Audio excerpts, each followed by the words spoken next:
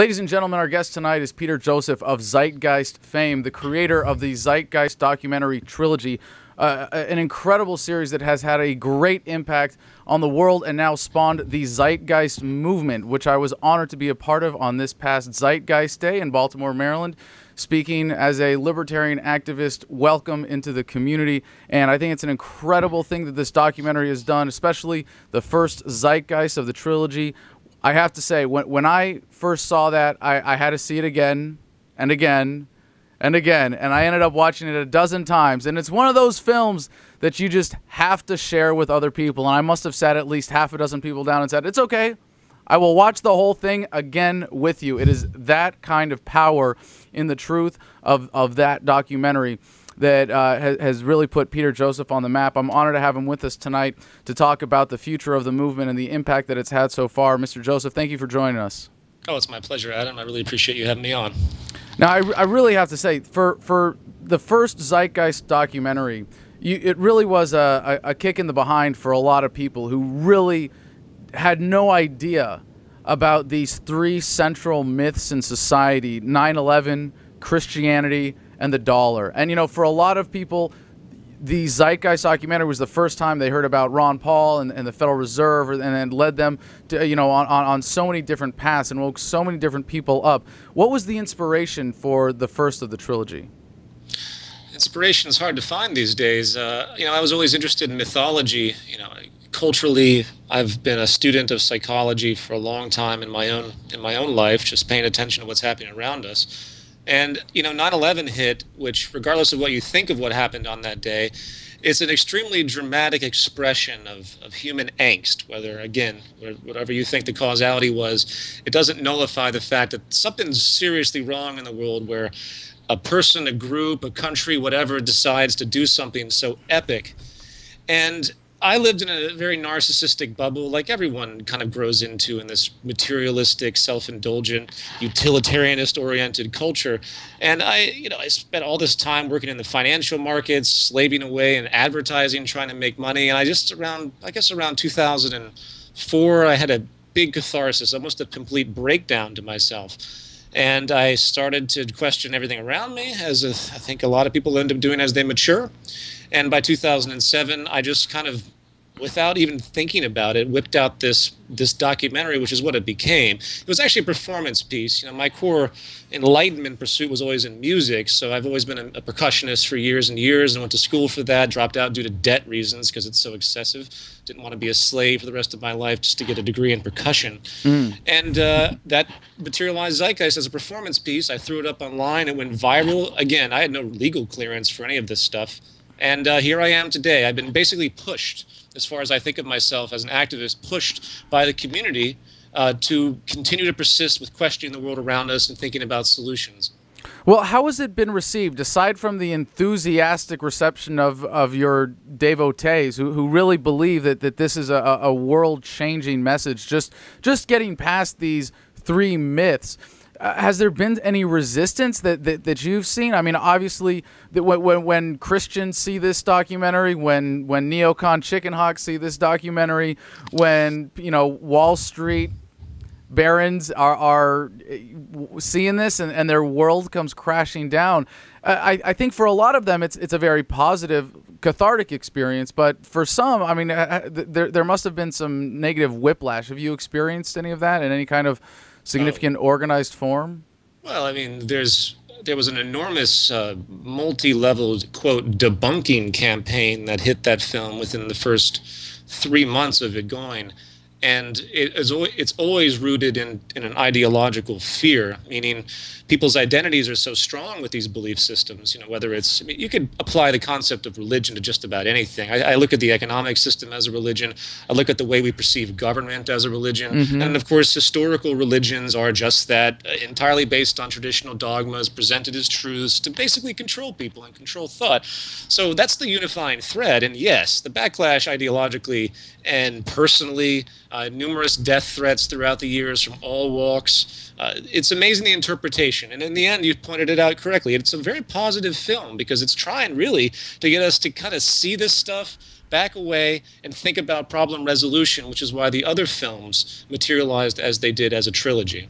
Well, speaking of the other films, it seems like the first one was, hey, let's get on the same page. Let's have a clear understanding of what's going on in the world. What is the nature of society and the social mythologies that lead to all the various exploitations and the problems that we see around us. And the second and the third are distinctly different in, well, I mean, as the titles are, addendum and moving forward. But even in addendum, you're already moving forward. Do you see that there was do you see that differentiation as a turning point in your work? Of course. I mean, there's no shortage of complaints, and I listen to a lot of people in the world talking about the problems, as I know yourself does, and many other great activists, where there's so many problems, they have to be addressed. It's like there's these walls closing in on us, right? And we have to keep pushing these walls from destroying us. But sometimes we need to reflect on what's actually the mechanism. What's the mechanism of these walls that's coming towards us? Because we can push as hard as we want. It's not stopping the root cause. And the biggest thing that happened after the release of Zeitgeist, the movie, was everyone emailed me, and the millions of emails is saying, what do we do about all these problems? And of course, I didn't know. I mean, what do I know? I'm just some kid who made a catharsis piece. I consider myself well educated, but I really wasn't an activist at that point in time. It was just spontaneous in a way. So I began to look around, and what I tended to find over and over again when I delved deeper and deeper, I used to be kind of libertarian in the sense that I looked at the state as the problem. I thought, if we have like a completely free market, whatever that means, that's the way to go. I believed in a lot of the traditional minded stuff that you see in the libertarian movement, in fact, but that wasn't enough to me. And what I came to realize is there's something deeper. There's a much deeper causality that's happening in the world, and it's based on a underlying philosophical premise that goes with the way our economy is structured. And that's why I go after the economy no holds barred.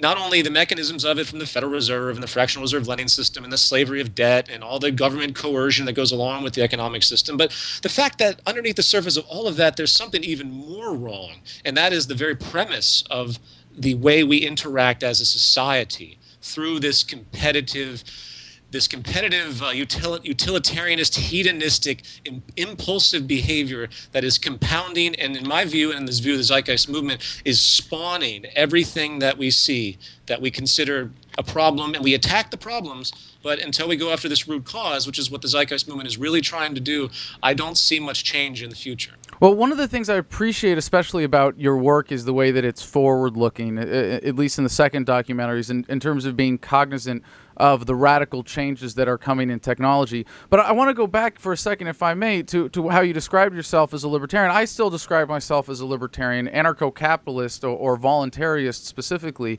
And one of the things that I've noticed from all of my very positive interactions with people who identify as part of the Zeitgeist movement, I'm really not sure if I should call myself part of the movement now or not. But, I like I said, I was invited to speak in Baltimore for Zeitgeist Day and was honored to have my economic philosophy welcomed and respected and brought into the conversation. I think that's an important part of the spirit of the movement. But one of the things that I've found is that this concept of voluntarism, that human interaction should be free of force, fraud, and coercion, that human interactions should be voluntary, that no one should ever be empowered or feel that they have the ability or the right to enforce their will on someone else. And in order for that to work, you have to have the basic concept of self-ownership. You have to have a demarcation of what is your property and what isn't. And I'm wondering if when you were a libertarian, if you considered it in those philosophical terms, because a lot of libertarians go, oh, well, I'm anti-war, I'm anti-drug war, I like freedom and economic freedom, I think it works. And I guess that, they check some boxes on the Nolan chart, on the world's smallest political quiz, Diamond, and they go, okay, well, I'm a libertarian.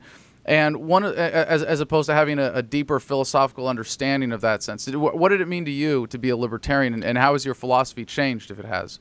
Well, again, this is a process of transition for me. I wouldn't refer to myself as a libertarian today because it's no offense, it's too narrow of a perspective in its pitched political views. Well, if anything, I would say it's become too broad, right? I mean, there's two.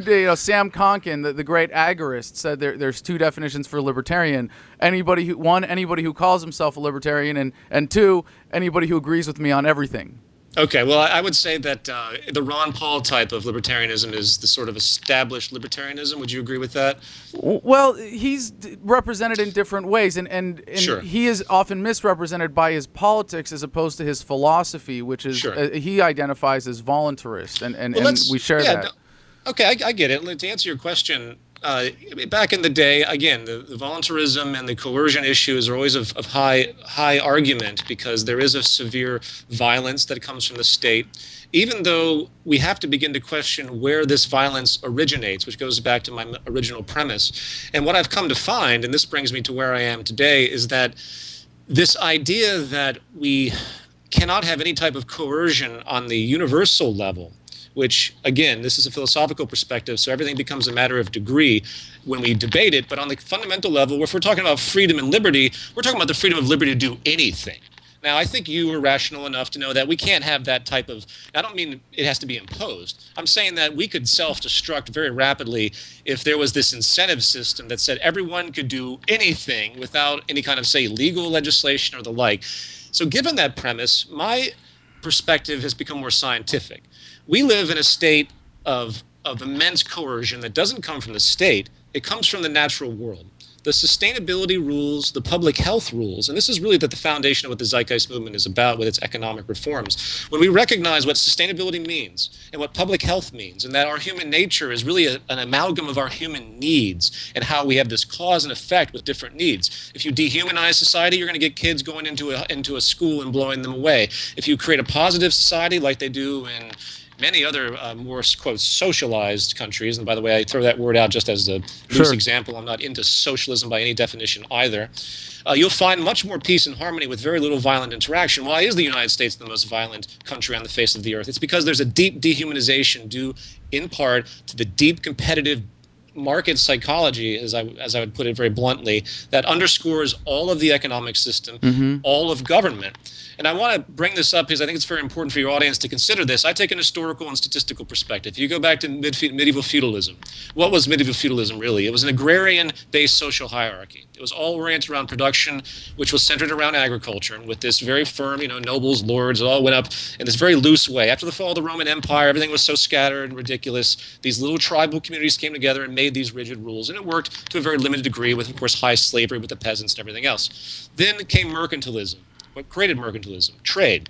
It was a great period. We had the merchants extended. The idea of profit emerged more robustly because instead of the artisan producers making goods and selling them directly in like a local market, they were actually being able to travel more due to the advent of technology, which, by the way, technology is what changes everything. I think we all get that. Are you pointing out the Marxist historical dialectic of technology producing social organization? No, I'm pointing out a very scientific view that technology, and if I can finish my point, that'd be great too, but technology is definitively what has changed everything in our social values from day one, from the Neolithic Revolution. That is the ultimate game changer when it comes to what we think about, how we orient society, what we consider pleasure and pain in hedonistic terms. I mean, we can go back to the Neolithic Revolution before the age of agriculture, and everyone's hunting and gathering. A very, very different phenomenon because there was no control. And as soon as we gained control, all the manifestation for the past 25,000 years have been because of the advent and fluidity of the moves of technology. Going back to mercantilism, just to finish my point here, which is, I think, very important. Mercantilism was based on complete state coercion. So the nations reconcentrated. State had a direct influence on all economic processes, specifically foreign trade, keeping this balance of trade, as it was called. Countless wars materialized because it was basically a form of economic warfare. And then Adam Smith came along, a lot of these free thinkers, very brilliant, and they said, no, this is bad. We can't have such direct control of everything because it's limiting and it's causing more conflict. It's enabling more suffering than I think we can have if we actually open things up. And this was actually, in the face of transition, of a very brilliant statement. But what's happened since then? Underlying both of these elements, this sort of state power and then this free market power, is the exact same fundamental value system principle of self-preservation through competition, gain at the expense of others. The institutions become completely arbitrary. And what's happened today is a shift. Instead of the state controlling economic manifestations, controlling it through its coercion, it's actually the corporate institutions controlling the state. It's actually the market controlling the state. It's the ethic of the market and this freedom of the market, which in true terms, the freedom of the market is the freedom to restrict the freedom of others. that is where we are today. And that's where the Zeitgeist movement comes in. So to answer your question in whole, libertarianism doesn't go far enough in its traditionally defined terms to assume that there's this, you want to stop voluntarism, excuse me, you want to stop coercion, you want to have voluntarism, because it's not accounting for the actual historical and statistical culmination of where we are today. And to resolve those issues, you have to get down to the very bottom of the social system and change the whole damn thing. Sure. Well, let me propose a different understanding then, because I think there is a way of seeing this through the philosophical lens of voluntarism, through the free market analysis of voluntary interaction. The simple idea, and I'm sure you've heard this before, that the ideal of capitalism is all interactions are voluntary, and therefore everybody thinks those relations or those transactions are in their best interest, and that's how you maximize human happiness under this theoretical ideal, right? That I would concede is not in and of itself exactly possible, but a kind of ideal to strive for, like a non-violent or a voluntary society.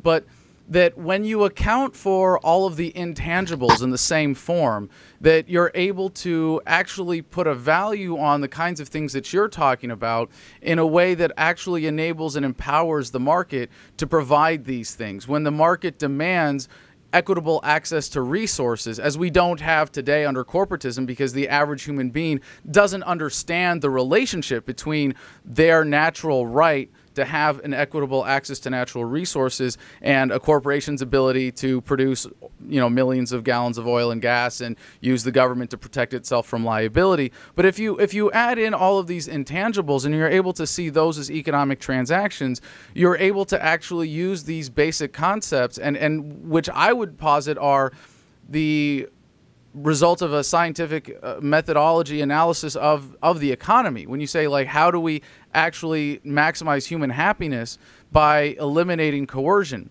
And I think that actually provides another way to get to all of the wonderful things that you are striving to achieve in your model for the future when you talk about a resource-based economy. So given that transition, would you please explain what your vision for a resource-based economy is and how that differentiates from what we have today? Okay, I can address a number of points that you brought up, but I will say I agree with you in principle. The question is, the problem is the mechanisms in place today will not facilitate that, and my biggest point is that those mechanisms are at the very foundation of what we term the free market. It's built right into the structure, and this is a corruption generating system, and in effect the coercion you see from the state is at its source the same underlying psychology that fuels the free market. As much as we use that word freedom really doesn't come much into play, because it's actually coercion, and it's actually imposition on all scales. You talked about capitalism. Again, I'm going to answer your question just real quickly. Capitalism as an ideal of something where everyone is doing things voluntary. What voluntary? That's what utilitarianists like Jeremy Bentham talked about at length, where everyone's equal in the system of exchange. But in the system of capitalist ownership, with the ownership of means of production by these absentee owners, in the words of Thorstein Veblen, people that literally do nothing but own everything and keep the fruits of the production made by the workers, that can't possibly manifest into equal liberty for everyone. It's based explicitly on a slavery orientation. In fact, that's where it really evolved from. Sure. Let me just suggest, though, that one of the things that we see, the reason we have this coercion, this institutionalized coercion in government, is because, in a sense, and I think you would agree here, is that the people demand it. That the paradigm, the current zeitgeist says we need this tribalism. We need people who are in charge of society. We need people to stand up and be the tough guy and defend us, and it's okay if it costs us this. And from my perspective, philosophically, what I would say, what we are doing, what people like you and I are doing that is so important together, but specifically in the way that I think the message of voluntarism is bringing about this change, is that it's improving the market by improving the information available. And when you show people, hey, guess what? You shouldn't be demanding violence. Like, you shouldn't be demanding coercion. You shouldn't be demanding a system where you can vote for a politician and then turn your back on the problems and hope that they're going to go away. That's hurting us. That is something that decreases what you actually want to achieve. And when you talk about what's possible with technology, I think it paints a very important picture of what could be possible and shows that in extremely stark contrast to what we're experiencing today. So I'm sorry, I appreciate this back and forth. I think it's really important, but I want to give you a chance to go back and explain your vision for the resource-based economy. Okay. The big fear when you talk about something like a resource-based economy, or really an economy based on calculation, it's an economy based on looking at what's possible and figuring out how to get there. And as I mentioned before, there is a deep coercion in nature, and all of us humans are really completely susceptible and restricted by the laws of nature. And if we want progress, if we want increased public health, if we want more humane behavior in general because of all the problems that are emerging and the repression that's emerging and this tribalism you just mentioned, which is really reinforced. It's not as much that we want it, it's just constantly reinforced.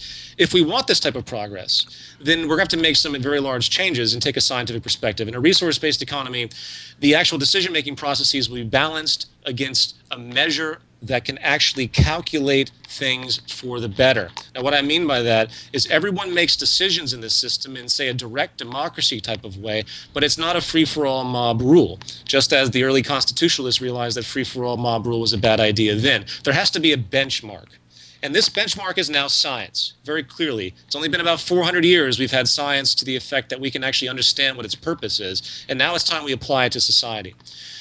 The real foundation of human well-being comes down to a value system that's in line with nature, which we do not have. We have a consumption culture. We have an infinite growth economy. We have a really impulsive, childish type of mentality where we're constantly engaging in acquisition. Corporations have no incentive due to cost and efficiency to preserve the environment. It takes massive legislation to try to get them to do anything sustainable. And even then, the legislation will be bought out eventually by the same corporations because of the government collusion that's inherent to the market economy. With those elements in play, we have to have something else that actually lets us know where we are and the scientific perspective. And this comes down to education.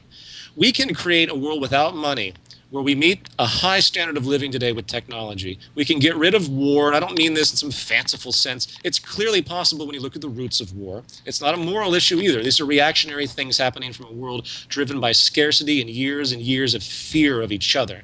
If we can get on the same page and realize what we can do with technology, adjust our value system, we can create a world where we are actually free. So all the libertarians that want liberty and freedom, think about this. Imagine how much time we waste in our day jobs that do nothing. I would say that 80% of the jobs in existence right now, like advertising that I tortured myself with, like Wall Street that I tortured myself with. Wall Street, by the way, the most profitable institution on the face of the earth, produces nothing. This is a waste of our lives to actually engage in a labor for income system. And the labor for income system is going to be the first to go, first of all. I'm not talking fancifully, by the way, to the extent that I want this, everyone wants this, so we can just do it. This is a direct move and transition. This is what's happening naturally as we move forward because of mechanization. The replacement of human labor by technology, that very technology that can free us all from the drudgery that we endure on a daily basis, is going to push forward less and less employment. More unemployment will increase throughout the world. Mark my words. Why? Because corporations can't get out of the mindset that they have to make money, so they're going to keep replacing people. There's an inverse relationship of machine productivity and the cost of machines. This is incredibly powerful, and it changes everything. So in short, because I could go on a long treatment of really specific details that are really kind of useless in this type of platform because they're just going to create more questions, what we're doing is following the trends that say we can get better public health, more freedom if we create balance with the environment and actually utilize the technology around us, creating an age of enlightenment. I consider the new age coming right now, just like the Neolithic Revolution, where we discovered agriculture. We discovered the very basis of technology back then. Now we're discovering a period where we no longer have to slave and be slaves to each other, in effect, and dominate each other and battle each other because we can take care of everybody on this planet. And if we could have a world like that, forget the 50-room mansion with the 2 jets parked in your front lawn. Just imagine the lifestyle you lead, Adam. I'm sure you don't sit around. I'm sure many people that are of your mindset and of my mindset don't think about wanting some huge excess. This is a product of the victimization of culture, and it drives this horrible artificial value system. And it's terrible. We don't have to live like that and be happy. Happiness is not materialism. Happiness is social balance.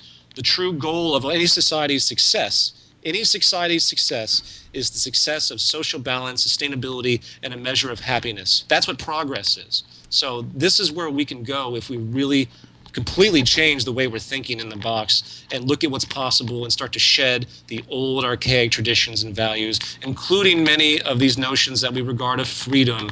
Because I want to reiterate one thing. I think that the freedom concept that's been put forward, I used to listen to a lot of people in this type of mindset that are constantly talking about the freedom and liberty, but that's the wrong angle. The real angle is understanding our place in the laws of nature and being able to relate to that and develop value systems based on these restrictions. And very fortunate for us, these restrictions and this acknowledgement is unbelievably vast, to the extent that our entire world could live in a way it's never lived before if we simply change our mind to do so. Unbelievable standard of living could be created in peace. I'm certainly glad that someone is looking forward to what we get technologically in the next several decades. And I wish you were here in person and we could interrupt each other a lot more and really have a vibrant back and forth, because I've got so many notes here. I've got so many notes here that I different things that I'd like to address. And, when you talk about calculation, what you're suggesting with the computer, and don't let me finish this without painting my picture of moving forward, because I definitely have a framework in which I see all of these technologies that you point out coming to fruition to bring about a lot of the effects of what you're talking about, but without this system. And honestly, without this even deliberate zeitgeist consciousness towards human existence, the unification of a way of thinking, because I really do believe, I think the Marxist historical dialectic was one of the things that he got right, and that technology produces social organization. Right now we're in this like holdover of primitive tribalism, and we're evolving past it. And one of the things that we're coming to realize, in the study of economics and an understanding of, as you pointed out, getting past mercantilism, protectionist market philosophy, is that the price calculation made by millions of individual actors in the market and the system could never be centrally planned. And that's, I think, the main libertarian objection to the specifics of your plan. And for the computer, as applying the scientific method, it still has to have some value input. And if it's going to be enforced, what happens if I disagree with the computer? So if you could answer that shortly, because I have so many other things that you touched on I'd like to respond to. No, absolutely. I can go a little bit longer if you like. The calculation problem put forward by Ludwig von Mises in the early 20th century was a very acute observation. But we have exponentially increased technological computing power that can do the exact same thing. If you were to actually look at the inventory system of modern distribution houses, Amazon.com, and actually go through the sophistication of tracking, look at demand tracking systems that we see, look at all the component factors that come into play with this, it's very, very clear that we could easily do this without price consensus as we know it. Value, as we determine it through money, is completely off base. Value has no relationship in reality to the actual physical resources or their use. So there was a calculation put forward regarding oil a little while back. I'm sorry, I can't remember the numbers, but they actually calculated based on the current reserves that were known of oil, what oil's actual per gallon worth was, and it was up something to the effect of like $1 million a gallon. So we've created an artificial system of value. Let's get that under our belts first. Sure. It works for distribution. Now that's different. Now demand assessment, if someone doesn't get a lot of money for a specific product, then fine, they don't remake that product, but that thing can be assessed in a very different way. You don't have to have money for that. Sure. There was another book that was written about a decade ago that challenged Mises. I can't remember I'm sorry, I can't remember the name of it, but they state very clearly, even back then, before the even more robust exponential increase of artificial intelligence and technology today, that yes, we can calculate. We really can easily calculate. It's going to take a very different system to do so. Sure. I envision an interactive system. I mean, we have the internet. It's a powerful tool.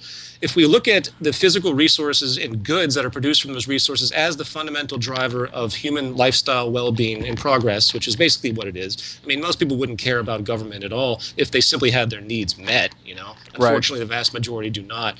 So the real governmental interaction is the economic process. So if you can create a system of direct democracy where people interact with these systems. Now, let's, in the future, for example, a car. A car is not going to be designed by a bunch of people in a room in a corporation with various whims and certain lame statistics about how they can influence people to do this and that. A car will be designed in one swoop by a computer based on how technically efficient it can possibly be at that point in time.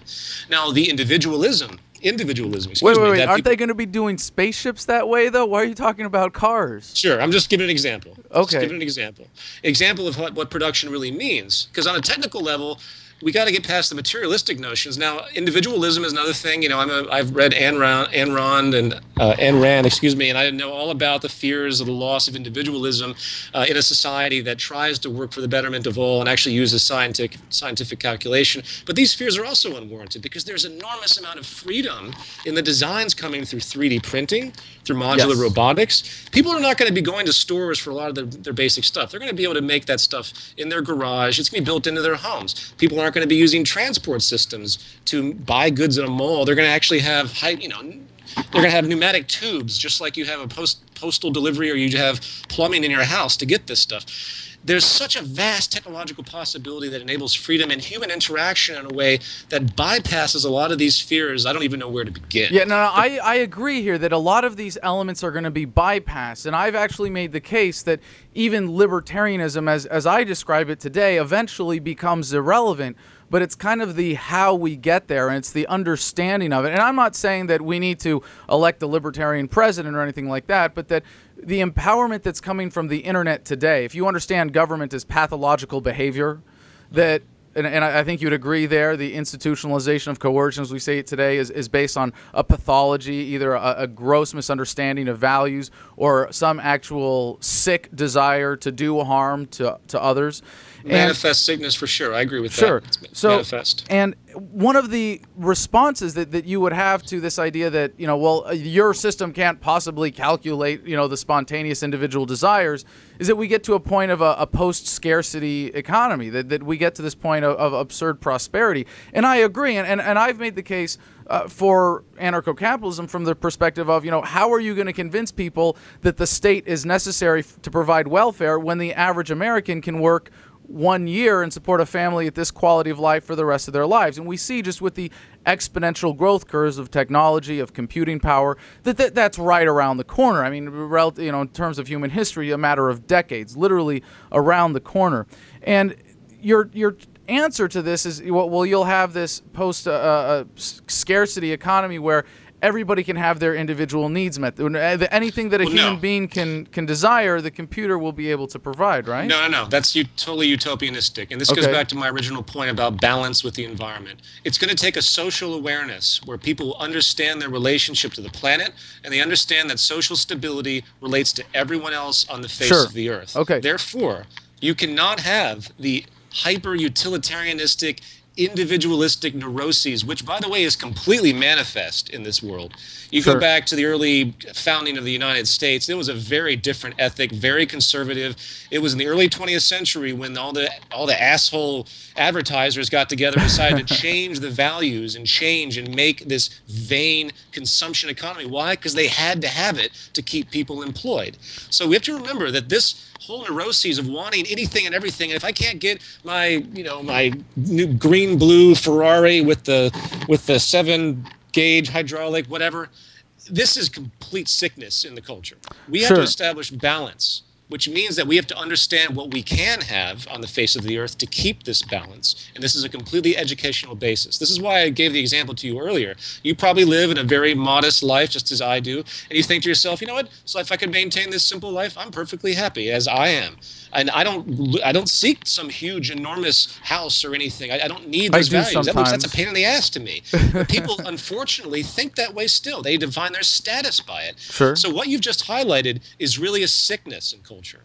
It's not that we can meet everyone's infinite wants, because there are no infinite wants. Well, I would say, though, it's more that people are evolving to find deeper satisfaction than in material goods. And this is where I think my philosophical perspective provides a radically different conclusion than yours in the short term. Because if we are coming to this point of technological prosperity, I mean, in the Venus Project circular cities, there are these central rooms for distribution of resources or of consumer goods.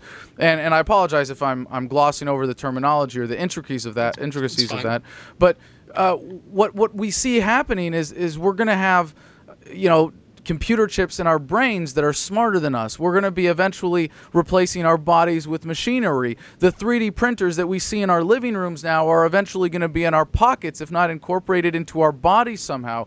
We are literally going to be able to rearrange molecules out of the air to create whatever it is that our minds can come up with. And I think when we get to this point, if we do it with an understanding of voluntarism that I see so many agreeing on as a principle, just that if you as at least at the point that is your body, we agree to respect you as an independent, sentient being that can exercise self-ownership over your body, then we get to a point where the technology makes it so that coercion is obsolete, that people are able to see this in the post-scarcity society.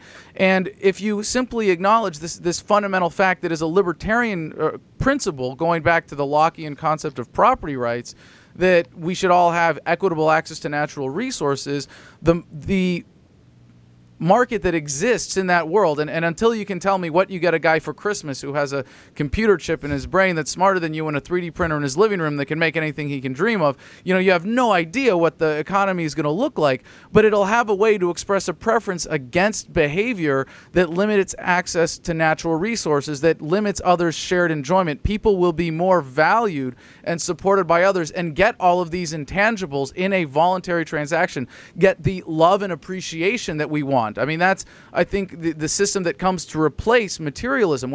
And in a way, we see this already. People, I think, are being separated from materialism when they realize that, hey, maybe as an average income American, I can afford, you know, to live in an environment that in many ways is similar to what the richest person on earth can afford. And it really, my life is not, in any immediate physical sense, at least, radically different. So when we get to this post-scarcity point, that then all of those trappings of physical wealth not only become irrelevant but almost silly. Like, why would I print myself a giant home? Why would I, you know, like when we're at the point where we're printing rocket ships in our backyards to leave this planet entirely, you know, I think we're going to start to see really within the next 100 years the natural ecosystem not as the planet Earth even, but as the universe. And when we get to that point, the only way for people to interact will be based on that intrinsic respect, and we're going to see the shift to the value system that you are advocating for, as well as an attitude towards natural resources that you're advocating for. And we see it through this development of the market through technology. And when we get to that point, the idea of libertarianism, or voluntarism, becomes a given, and even this becomes irrelevant. But the fundamental difference in our philosophies, when it comes down to it, is very important in the present moment. Because when you say we have to do this, you're advocating for a specific plan. And at least according to voluntarist philosophy, the most important thing we can say in looking forward is, I don't know. I can't predict what the interactions of millions of human beings interacting voluntarily will ever be. But I can see that it's a good thing. I can see that technology is in power, and I can make these predictions. I can have these hopes and dreams. But more importantly, I don't have to do anything, because these things are going to be determined more by forces of nature than by human will. And you make a great point. And we only get to shape the character of it, not determine the course of it. Well, I guess it leads itself to a little misunderstanding. If you follow the trends in public health, in the loss of life support, in almost every life support system right now and for the human species has been in slow decline over the course of the past 100 years. If you follow the trends of war and conflict and the advancement of incredible weaponry and this hyper immature, fearful society we have across the globe, we are faced with a very complex predicament, coupled, of course, with sustainability problems. There's all sorts of ecological destabilization, stuff we don't even hear about anymore, like loss of biodiversity. Sure. It's unbelievable what's happening. These are the pressures. These are what you call biosocial pressures, and they will guide us one way or another. But the hope of the Zeitgeist movement, and hopefully anyone out there that really wants to see positive change, is that we can't let these problems go too far. And this is why we have to make active work. Now, any type of activism is an act of coercion. Anytime someone goes and tells you to be any type of way, you're trying to force your will upon them in abstraction. Without a threat, it's not coercion. Okay, well, any type of suggestion without a threat, fine. I agree with that, but it's still, you're trying to impose ideas. And anytime you communicate any information, you're imposing ideas. And the biggest fear I get is people look at it in a violent sense, even when I suggest simple ideas. And it's unfortunate that that reaction is there, but I agree with you. So we have to get education going and get as many people on board as possible to see that we have a very serious set of problems. For example, just imagine in the market economy, based on this immense class division, which is ever increasing, the basic elitism that's inherent, you have the ability to alter a child in utero and make them a whole lot more advanced, eliminate all sorts of general common physical problems that many of us endure today, like astigmatism, whatever.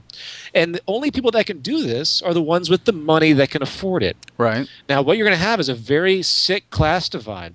You're going to have, and this goes for every type of major advancement. The major technological advancements, the really, really powerful ones that divide us, are going to go to the wealthiest first. And if you want to see really sick elitism, just wait until this hits. This is why I'm an advocation of neutralizing the market economy as fast as possible. Now hold on. This is where I disagree, and it gets to the idea of are things getting worse, or are they getting better? And according to all statistical analyses, and even if you look at the number of people that die in war, we're living at a point in history where less people than ever are subject to coercion or violence in their daily lives. In an abstraction. However, I hate to interrupt you, but the structural violence is on the rise. We have more people dying of poverty and sickness, dehumanization probably than ever before because of the relative deprivation. A huge problem in our evolutionary psychology that is finally being realized is that it has nothing to do with physical anything anymore. If you can meet your nutritional needs and live happy in a hut, well, then you're happy and you live as long as you do with basic support.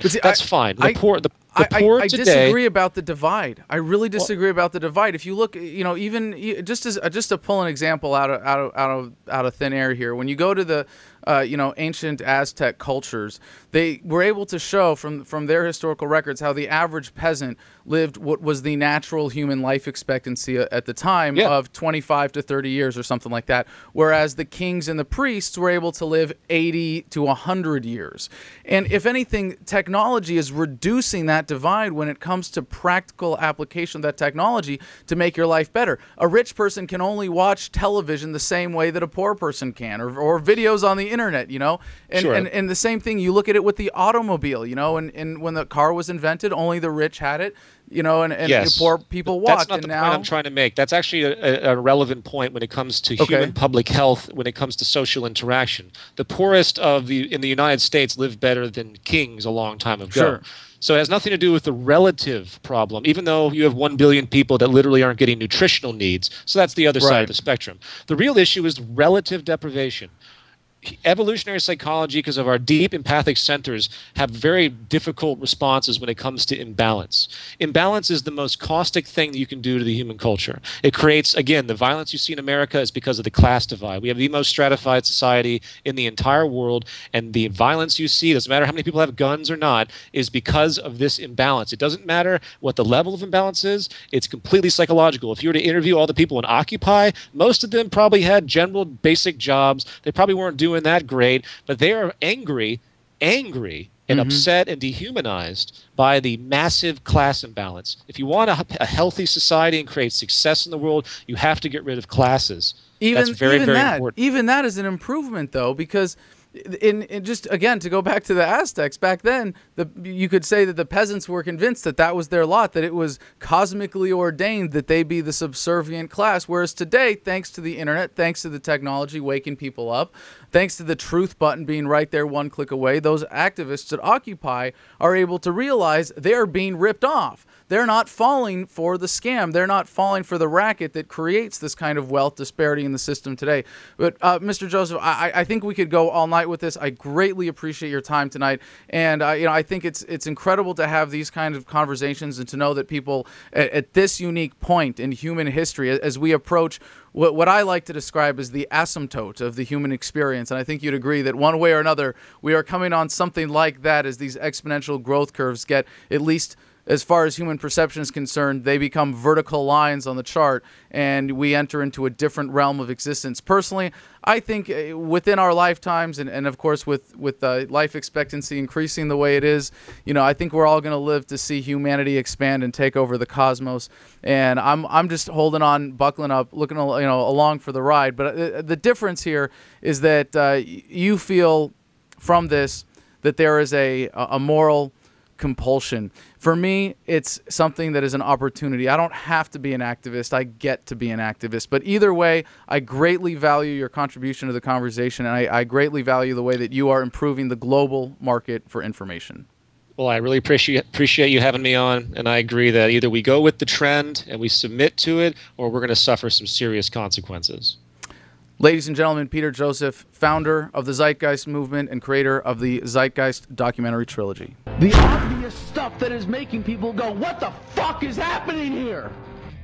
As libertarians about the sanctity of the individual. This is disorderly conduct.